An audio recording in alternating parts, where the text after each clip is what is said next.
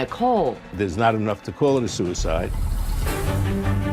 Tonight, 2020's investigation lighting a fire under an 8-year-old cold case. The family's strongest argument is this abrasion.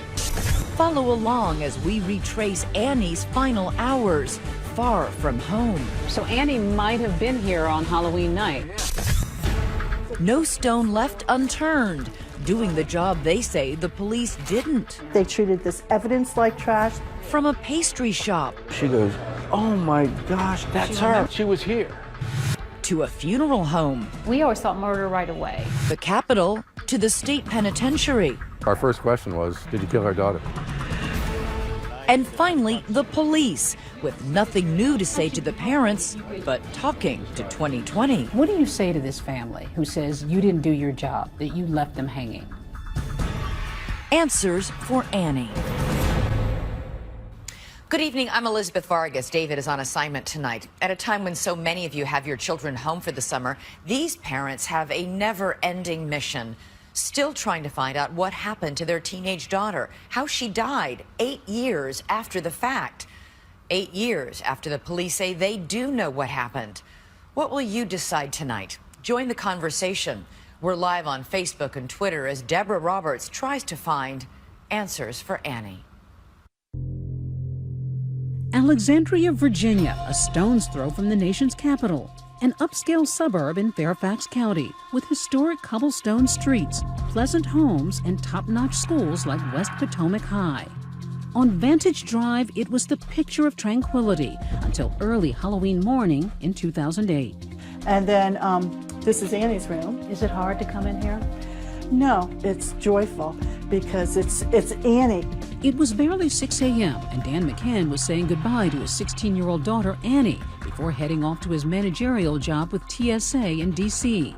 His wife, Mary Jane, a former White House IT worker and now stay-at-home mom, was on her way to upstate New York to visit the couple's son, Sam, in college. Annie, a high school junior, was a passionate artist and good student who played basketball and made her mom laugh. Annie was funny, quirky, witty. She was just a delight. She was just a person that I feel like everybody liked Annie. Former classmate China Johnson Owens first met Annie in 7th grade. Annie McCann was an angel on earth, honestly.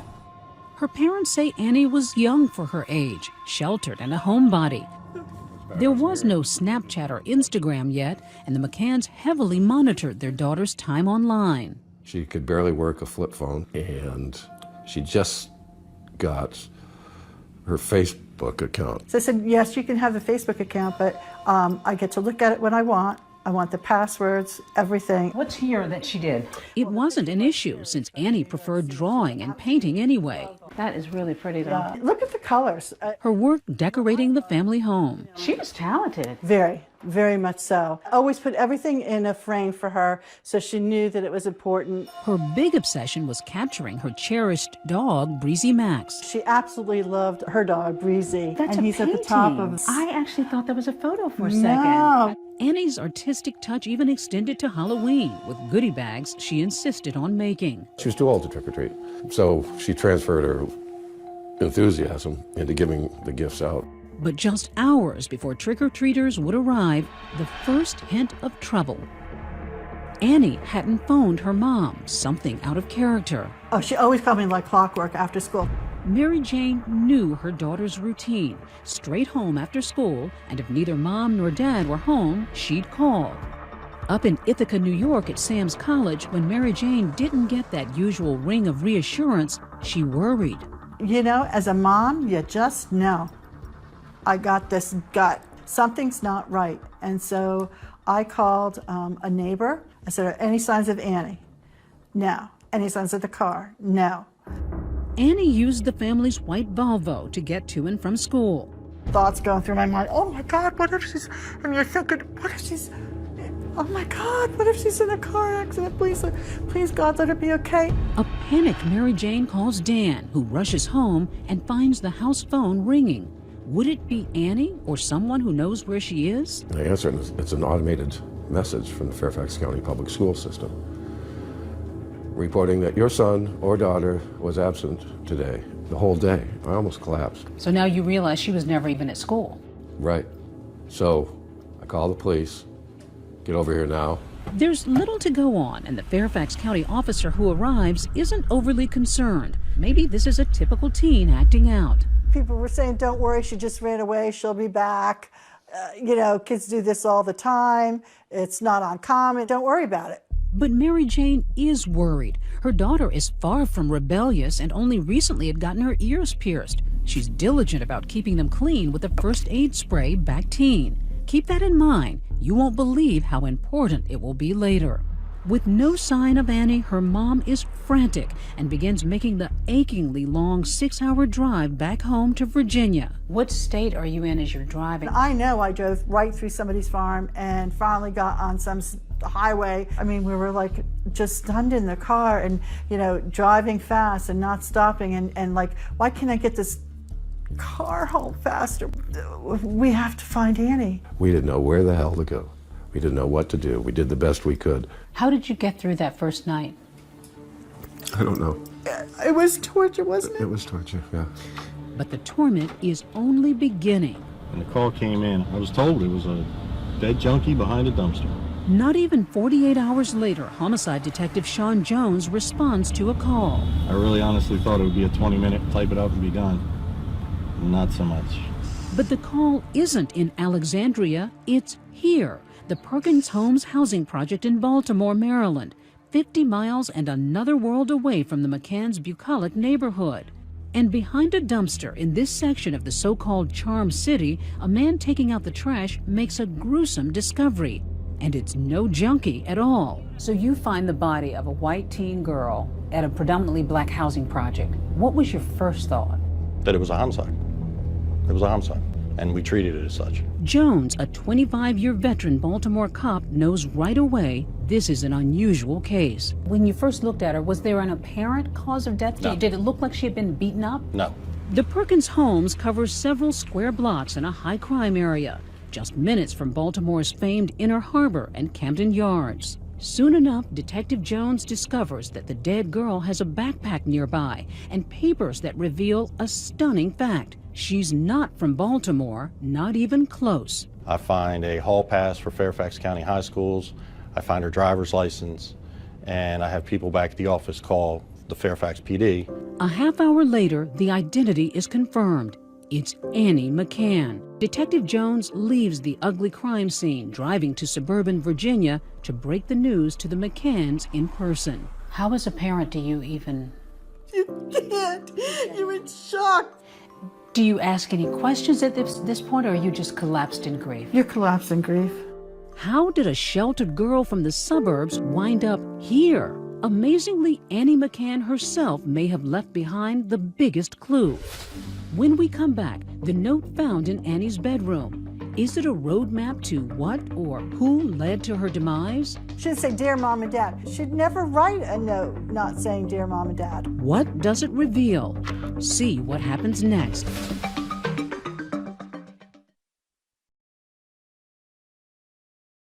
Nightfall in Baltimore, trapped between a dark harbor and sinister sky. A city with a long history of murder and mystery, ever since Edgar Allan Poe wrote and died here. Now it's the case of Annie McCann that captivates. How does a white 16-year-old girl from the Virginia suburbs wind up dead here in the projects? Her stunned parents haunted this Halloween night by a note left on their daughter's bed. This morning I was going to kill myself, but I realized I can start over instead. If you really love me, you'll let me go. What started as a suicide note was beginning to sound like a runaway note. Goodbye. I know I'm only 16, but I'm almost 17. I'll be careful. That's how that note ended. I'll be careful. Why would she run away? Was there something brewing that maybe... Well, apparently. But was there something possible that you could look back on and think, maybe she was upset about this? No. Dan called me and told me, and I'm like dropping the phone like, what? What, indeed. Equally as confounding is what they will learn later, that Annie had taken $1,000 in cash, money she'd stashed away, all her favorite clothes, even a box of Cheerios. But nothing in the note hints at where she's going. Did Baltimore make any sense to you? Was there any connection to Baltimore? No connection to Baltimore. No sense at all. Annie could not even find her way to Baltimore. There were all sorts of unusual angles to this. To Washington Post Metro writer Tom Jackman, the mysterious death of a 16-year-old girl is big news. Beyond the fact that a suburban girl was found dead in the inner city of Baltimore, there's no real explanation for how she died. You don't see this very often. No. It wasn't the usual bill of fare for Baltimore homicide detective Sean Jones either. 90 to 95% of the cases we're dealing with are African American males that are shot on a street corner. I'm obviously going to look at this twice and not just glance over it as your average everyday case. Then the case seems to crack like one of those famous Maryland crabs. First, police find Annie's Volvo abandoned at a gas station. Then, a tiny clue, a smudge. It's a fingerprint that matches someone already in their database. Could it be Annie's killer? We had to get the fingerprint processed, and then once we got the name back from the fingerprint, that's when we moved on that. Turns out the print belongs to a teen boy who says he and some friends came across the car in the projects. He says Annie, face down in the back, is already dead. So, as twisted as it sounds, they dump her body and go joyriding in her car. So these boys just dumped her body? Yes, ma'am. And took the car? Yes, ma'am.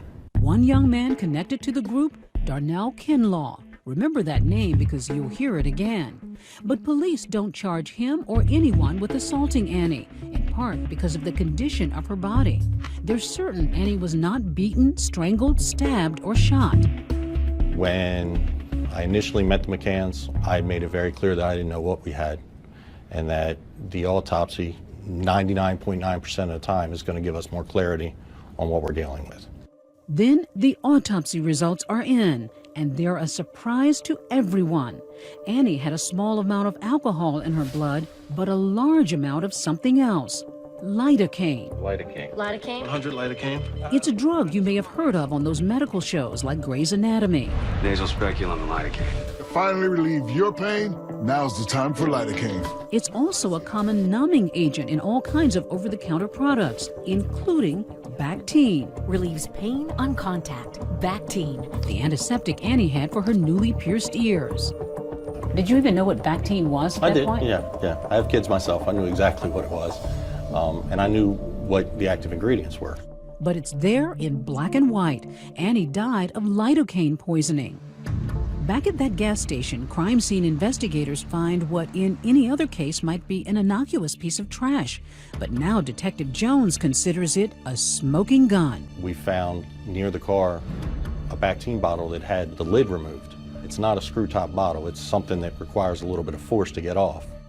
And Annie's DNA is discovered on the exposed part of the bottle. The medical examiner who did the autopsy won't guess how the lidocaine got into Annie's system, calling it undetermined. But the seasoned detectives have no doubt it's suicide. But who kills themselves with Bactine? People kill themselves. I've been in homicide for 15 years, and they get very creative, and this is just one of those methods. To the authorities, this was a pretty open and shut case. She died of a lidocaine overdose. Problem is, it's so rare to find that someone died of that kind of overdose that it's going to lead to some questions. This doesn't add up. This can't be. This is what you came up with, that she drank a bottle of Bactine? And the McCanns are taking notes on other things that don't add up. It was sound of the Baltimore police to consider suicide. It is reprehensible to conclude suicide. They don't buy it, as they explain in an article they later write. If Annie was going to kill herself, they ask, why go all the way to Baltimore to do it? And if she drank that Bactine, why did the police not find her fingerprints on the bottle? Her prints and our prints should be all over that bottle. Who wipes fingerprints while killing themselves? And who writes a to-do list like Annie did on her hand if they're planning to end it all, reminding her to do her chores and say her prayers? We thought it was a baffling mystery. Nobody's heard of anybody overdosing on Bactine, much less a kid from the suburbs who didn't seem to be that unhappy with life. And so we continued to press forward with the story. And the story was far from over. When we come back, the McCanns are about to get disturbing new details about their daughter's death, not from detectives or the medical examiner. Try the funeral director and why she thinks suicide is out of the question. We always thought murder right away. You thought murder We right did. away? We did.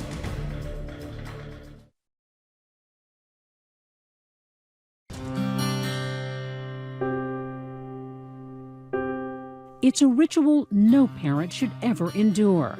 Dan and Mary Jane McCann bury their daughter Annie a week after her death in this cemetery not far from their Virginia home.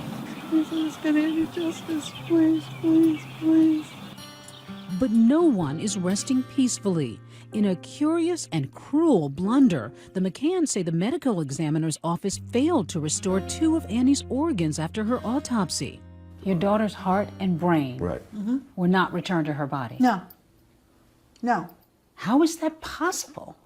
I don't know. You tell me. The McCanns are outraged. They say it's unheard of and wonder if the medical examiner could somehow lose their daughter's heart and brain. What else was botched?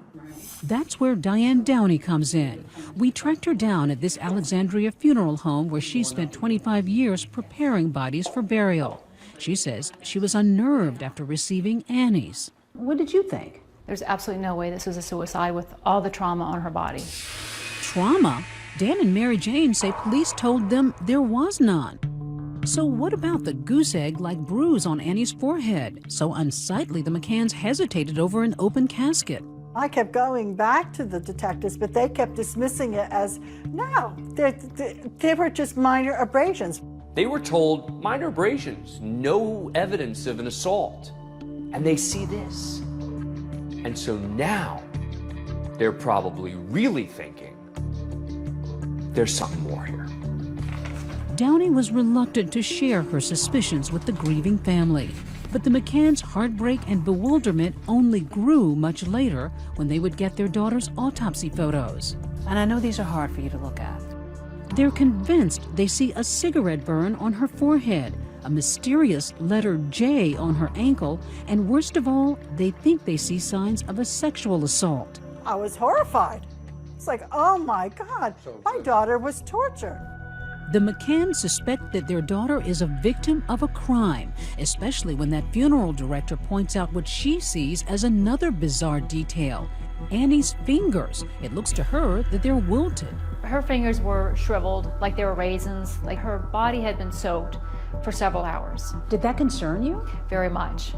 Was this a result of someone trying to wash away evidence? Baltimore City Police will not reopen its investigation. The case is closed. Police may be standing down, but the McCanns are only ramping up their own investigation, and the media is all over the story. The McCanns have made it known they were not happy with their daughter's death investigation. And the parents are relentless. The police do nothing and they sweep it under. Baltimore police never honestly investigated Annie's death. They begin emptying their savings, even Annie's college fund, to get at the truth, buying billboards around town, and then assembling their own dream team, starting with perhaps America's most famous medical examiner, Dr. Michael Baden, a fixture on Fox News. You looked through the materials. What struck you right away? What struck me right away was the circumstances first, that she was found by a dumpster. Somebody dumped the body there after death, and usually that happens in homicidal situations. Baden says in 50 years of death investigations, he's never heard of anyone killing themselves by drinking Bactine. And in his opinion, there wouldn't be enough lidocaine in one bottle to kill Annie anyway. So you were convinced that Annie McCann did not commit suicide by drinking Bactine? That was my opinion, yes. That's when it went, for me personally, it went, holy cow, she was murdered. Still, no change in posture for the Baltimore police. If you come across being angry, no one's going to help you. You come across, if you're nice, no one's going to help you. Disappointed and desperate, the McCanns march on, all the way, in fact, up to Capitol Hill. This committee to Senator Charles Grassley, one of the country's most powerful members of Congress, chairman of the Senate Judiciary Committee. If I can help, I want to help. From Iowa, he isn't even the McCann senator, but they don't call him Hawkeyes for nothing.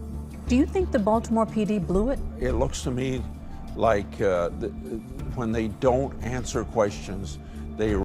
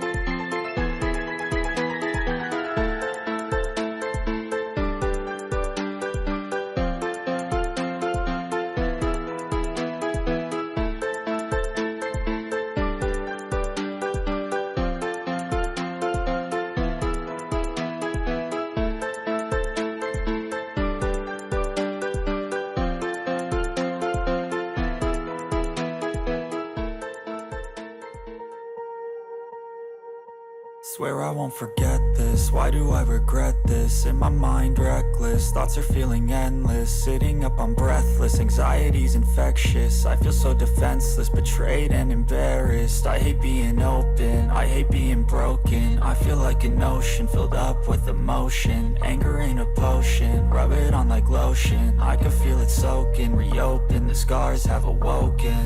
I can't move on till I let go. I feel so lost, never at home. Need to be strong, every breath hold. Cause I can't move on till I let go.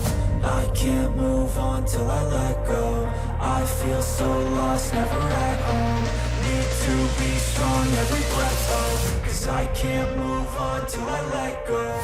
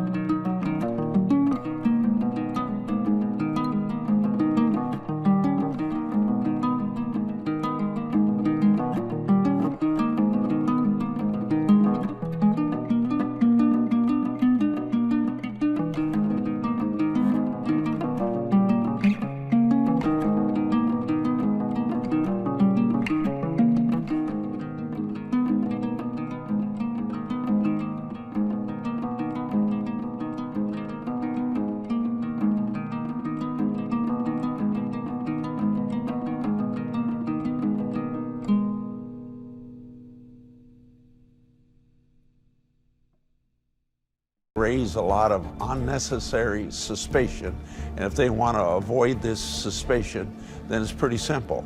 Just come clean. Grassley sent off official letters to the Baltimore police and the FBI. They wrote back defending the investigation and stand by the conclusion Annie most likely died from self-ingestion of Bactine. But Grassley also wrote to the makers of Bactine, the Bayer Corporation, and got another story entirely. What exactly did you hear from Bayer about lidocaine?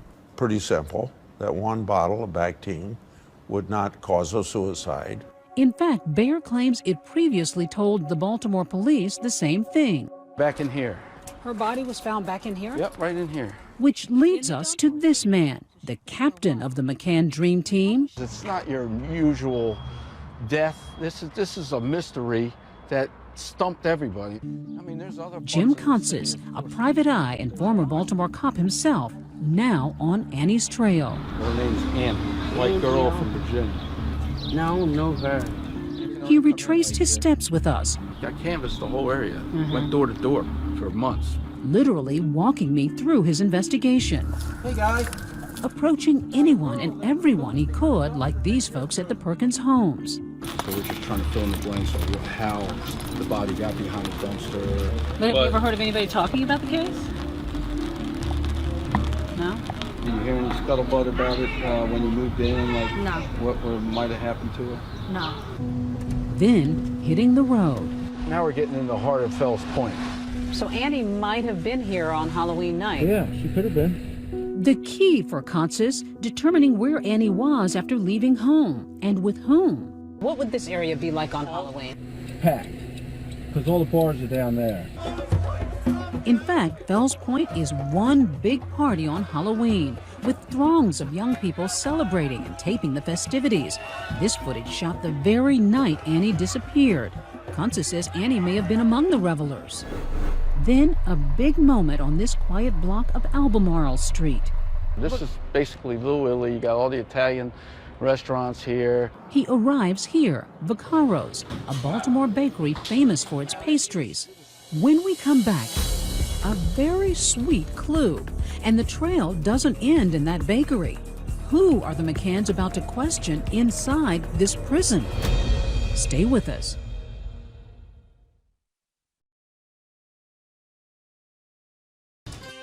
Vaccaro's pastry shop is a landmark in Baltimore's Little Italy.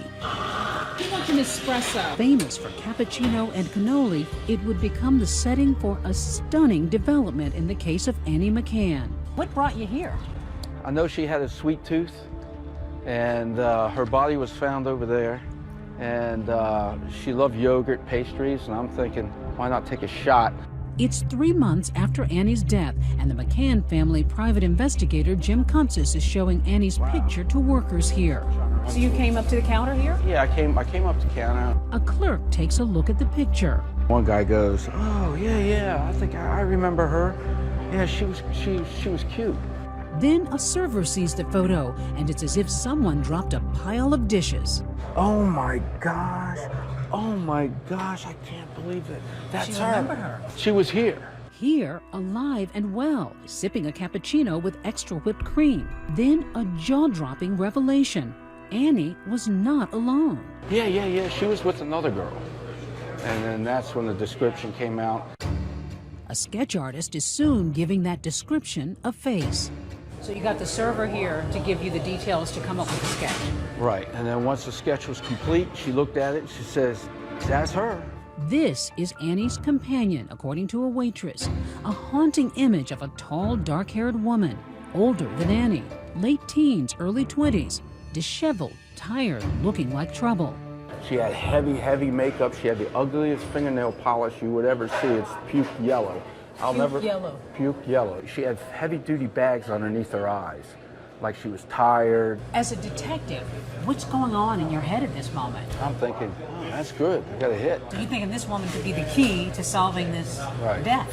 Right. This is big stuff, isn't it? No, it ultimately does not have anything to do with Annie's death. Sean Jones, the lead Baltimore detective on the case, says they looked into it, and he is not impressed. Not by the sighting of Annie, not by the mystery woman with her. But if she's sitting and having coffee or a dessert with a disheveled young woman, that doesn't set off any bells for you? Of course it does. It's important, but ultimately we weren't able to verify that it even happened. The McCanns also released this sketch of a woman seen with Annie in Little Italy the day before her death. The McCanns publicized the sketch, hoping someone will recognize the girl with puke-colored fingernails, one person who might possibly be able to shed light on their daughter's death. There have been many leads over the years, but they've never been able to track her down. Every time they would find a lead, then they'd, hit a dead end, and it's like the mystery continues. Just when many might have given up, the case of Annie McCann takes another strange turn. Nearly 3 years after her death, a murder with what seemed to be eerie parallels makes the news in Baltimore. 26-year-old Lakeisha Player is murdered and her car stolen. When police name the killer, the McCanns are flabbergasted. Police believe the killer is this man, 21-year-old Darnell Kinlaw. Darnell Kinlaw is accused of murdering Lakeisha Player in her Kentucky Avenue home this month and stealing her car. The same Darnell Kinlaw previously questioned in Annie's case, and who the McCanns believe had been involved in tossing their daughter's body and taking her Volvo on that joyride. That same guy then gets arrested for murdering someone and taking their car. It's a big coincidence.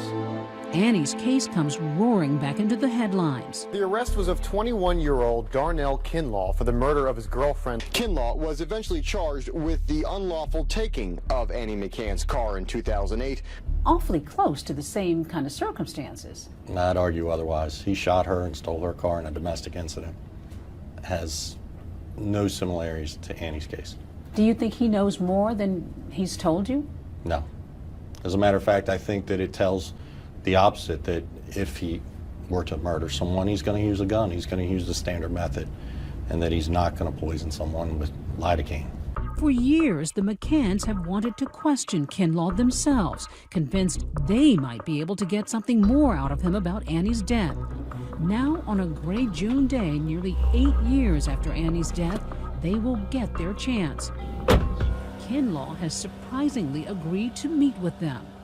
Dan and Mary Jane leave their Fairfax County home for the nearly 3-hour ride across Maryland. Are you nervous? No. Oh, yeah. Because I know that we might not get anything. Yeah, that's what I fully expect. They might accidentally tell the truth or do it on purpose. We're going to interview one of what we believe are 5 thugs, at least 4, and we believe 5, who dumped Annie's dead or dying body from her car and then took the car for a joyride. Give us this day our daily bread and forgive us our trespasses. Praying as they drive and strategizing. We want to know the circumstances under which he found the car, found Annie. Had he seen her before? Had he seen her with anybody else? And can he please find it in his heart to help us find out who, not him, murdered our beautiful daughter. Coming up, are the McCanns face-to-face with their daughter's killer? Does Darnell Kinlaw have answers about Annie? Watch what happens next.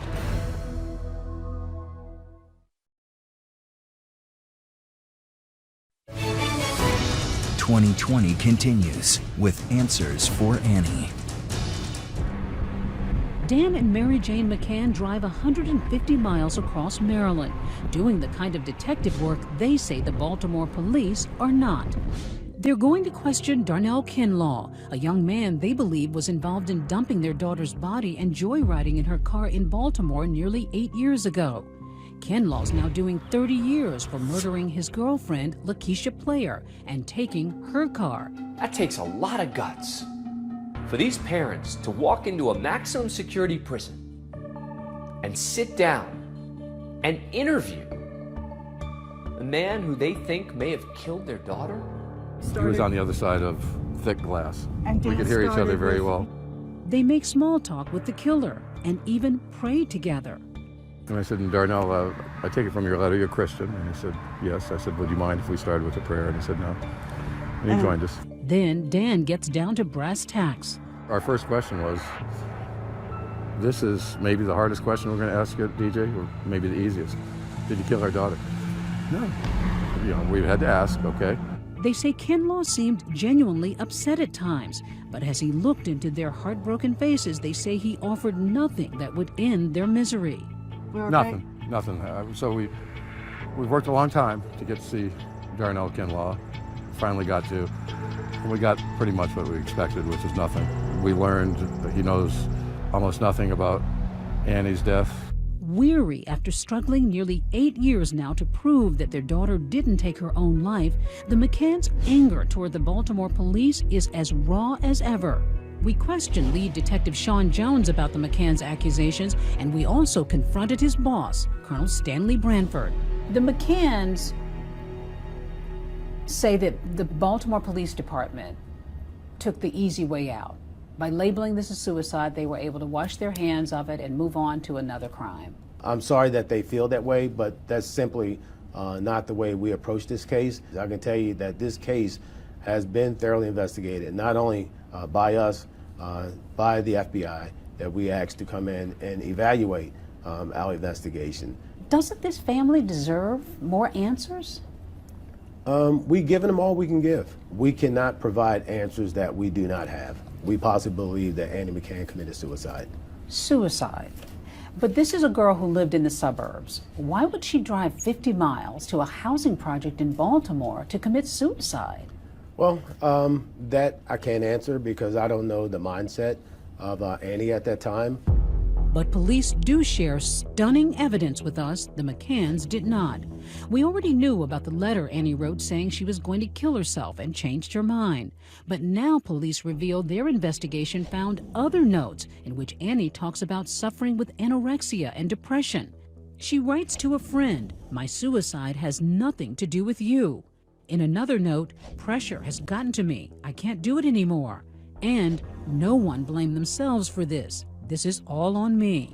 In all of her writings, she had indicated that she was leaving, and she expressed to some degree that she was tired of living.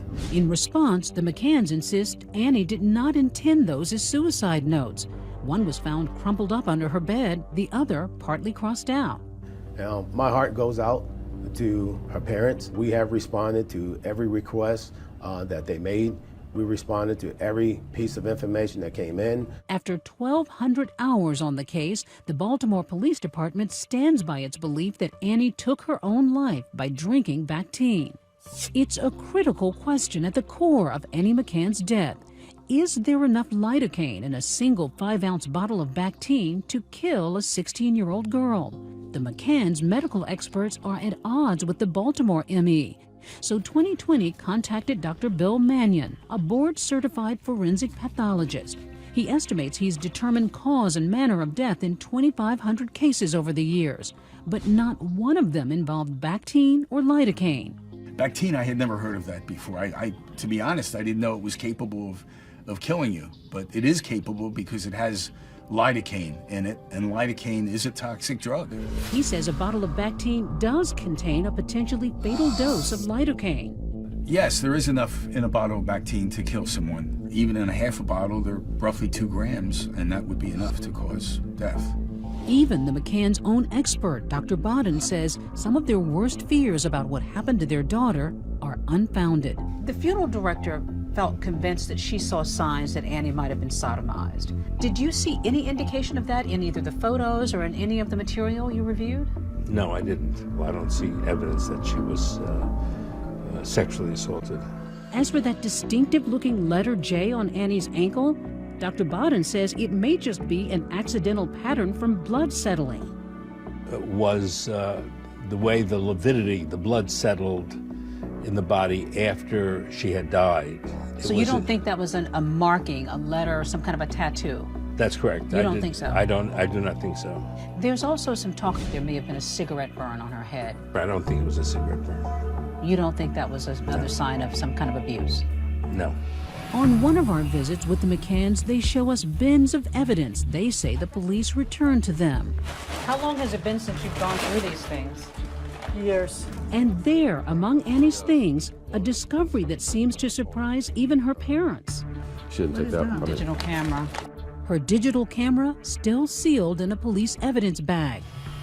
Is it possible this has gone untouched and unnoticed for nearly 8 years? Mary Jane plugs the memory card into a laptop. When we come back, what Annie's camera saw. Stay with us.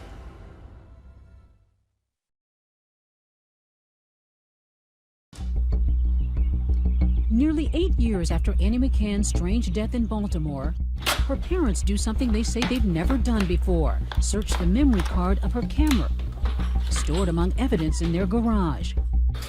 This is what they find: 14 photos, apparently taken by Annie. It says May 2008. But the pictures couldn't be more innocent. Just the dog. It's Annie's old pal, the family dog, Breezy Max. Later, Baltimore police tell us they checked that camera years ago. Yet another disappointing dead end. But the McCanns are determined to keep fighting. Her death needs to be changed to homicide. The McCanns feel that the Baltimore PD botched this case. Did you botch it? No, ma'am, not at all. What if you're wrong? What if there's a murderer out there and you missed it? I'm not. You're convinced that this is a suicide? Yes, ma'am. No doubt in your mind? None whatsoever. There is absolutely no evidence to indicate that this is a murder. Recently, Mary Jane took another road trip. An emotional journey to Baltimore. We're going to go meet Wanda Player. She's just a really very special lady. That special lady Wanda is Lakeisha Player's aunt. The McCanns bonded with her when the two families were attending court appearances for Lakeisha's killer, Darnell Kinlaw.